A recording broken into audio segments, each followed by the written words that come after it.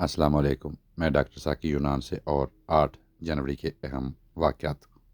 8 جنوری 1972 کو ذوالفقار علی بھٹو نے بنگلہ دیش کی آزادی کے بعد گرفتار شیخ مجیب الرحمان کو رہائی دلوائی۔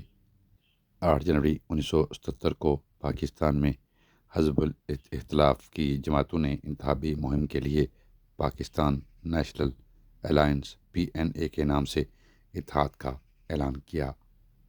8 جنوری 1956 قانون ساز اسمبلی وزیر قانون ابراہیم اسماعیل چندریگر نے پاکستان کا دستوری بل پیش کیا۔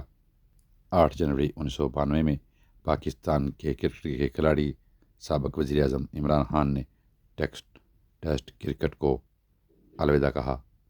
8 جنوری 2002 کو افغانستان میں طالبان سرکار کے دفاع، انصاف، کانکنی اور صنعت کے وزیروں نے قندھار میں امریکہ کی قیادت والی اتحادی فوج کے سامنے خود سپردگی کی۔ 8 جنوری 1952 میں اردن نے آئین منظور کیا۔ 8 جنوری 1926 عبدالعزیز ابن سعود حجاز کے سلطان بنے۔ بعد میں حجاز کو سعودی عرب کے نام سے پہچانا جانے لگا، یعنی کہ انہوں نے حجاز کا نام تبدیل کر کے سعودی عرب رکھ دیا۔ 8 جنوری 1800 کو نووی کی دوسری لڑائی میں آسٹریلیا نے فرانس کو شکست دی۔ 8 جنوری 1026 میں سلطان محمود غزنوی نے سومناتھ مندر پر حملہ کیا۔